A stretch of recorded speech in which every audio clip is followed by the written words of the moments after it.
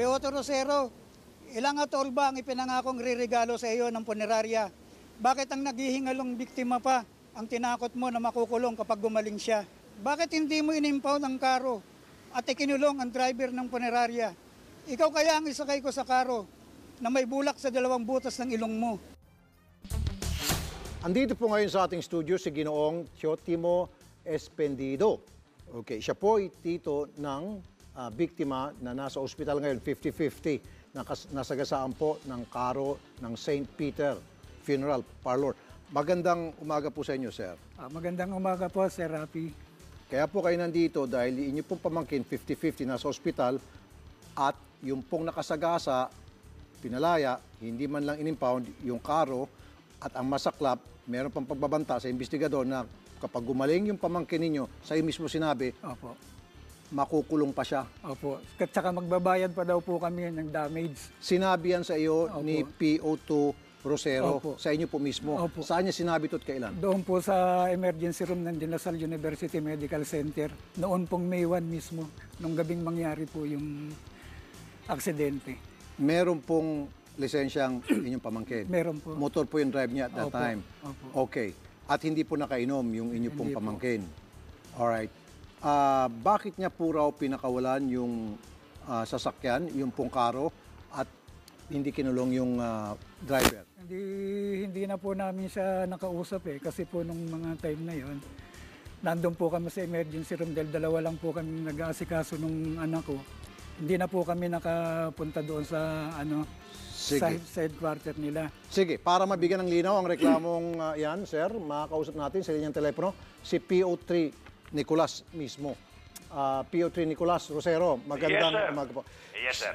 Sir, unang-una, bakit niyo po pinakawalan yung karo?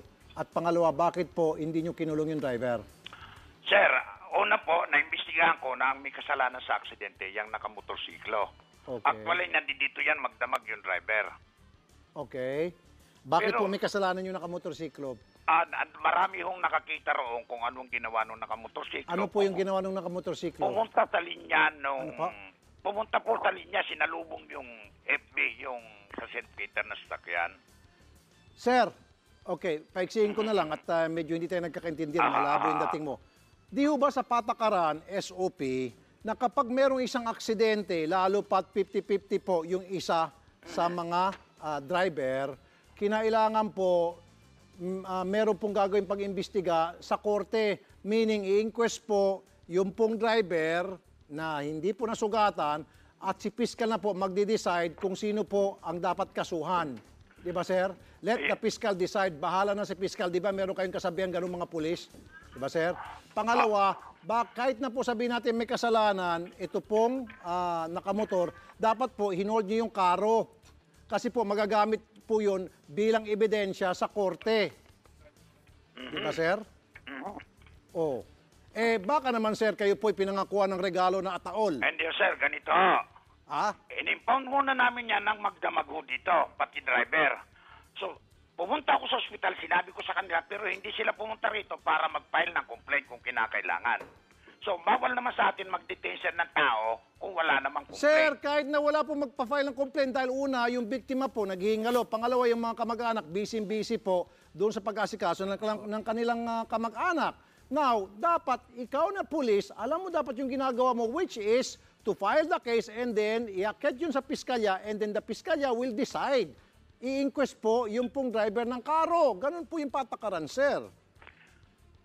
Ibig nyo sabihin, sir, kami ho muna magpapile ng demanda, kami ho magiging complainant. Hindi, sir. Yes, sir. Pagkatapos ng blatter, iakyat nyo po sa piskalya yung kaso. Meaning, i-inquest nyo po, ito pong nakasagasa and then let the fiscal decide. Di ba, sir? Kaya nga po may kasabihan kayo mga pulis noon pa bahala na si piskal. Basta't yan, dadalhin ko sa inquest piskal yan. Kung sino man yung tulad nito ay conscious siya, wala siyang galos at yung kabilang panig ay naghihingalo. Ganun dapat ang ginawa mo, sir. Kaya nga, sir, tuloy, sa galit nitong si Manong, sabi niya, ikaw kaya ang isakay niya sa karo na may bulak sa dalawang butas ng ilong mo. Anong pakiramdam mo, sir? Sa sobrang asar niya sa'yo. Hindi naman patay, sir, yung kanila. Alam naman nila, sir, ang nangyari nung gabi. Maski na, sir, 50-50, sir, Yan po talagang patakaran, sir, promise, Pexman. kung hindi mo pa alam, dapat po, yung pong nakasagasa, kahit na hindi niya kasalanan, 50-50 po, yung nasagasaan niya, kailangan, sir, i-hold yung kanyang sasakyan, and then siya po ipresenta sa fiscal, and then the fiscal will decide. Okay, sir? Not you. Okay, sir? Dahil maselan po itong kasong ito, sir, 50-50 yung buhay po nung nasagasaan. Naintindihan mo, sir? Next time po naman, sir, meron pa di ba? Kung sakasakali. Okay, sir? Sige ho, sige ho. Okay, now, meron kang katanungan kay PO3, PO2?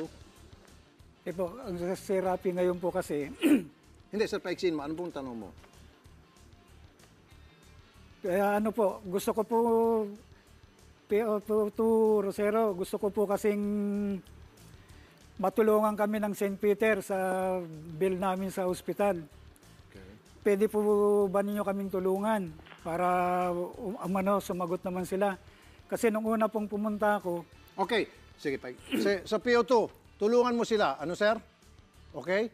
Na mabayaran po ng punerarya yung hospital bill ng kanilang kamag-anak. Okay, sir? PO2. Paano gagawin ko? Pumunta sila Paano rito gagawin para mo? may Sige, sir. patawag ko rito. Yung pong ataol na iniregalo sa'yo siguro, ibenta mo. At pambayad mo doon sa Ganun hospital ba? bill. Ganon yun. Sige. Okay. So, narigaluhan pala siya ng ataol. May paggamin. Pero wag ko kayong mag-alala, sir. Sasamahan po namin kayo sa hepe niya. At yung hepe niya po ang mag-uubliga at gagawa ho lahat ng paraan. Doon una sa punerarya para mabayaran kayo sa ospital. And then pangalawa, para maimbestigahan po itong si police. At ma-impound po yung sasakyan. Makasuhan pa yung driver. Okay, sir? Sige. salamat po. Be sure to come back. Use 5 everywhere. Copyright 2016.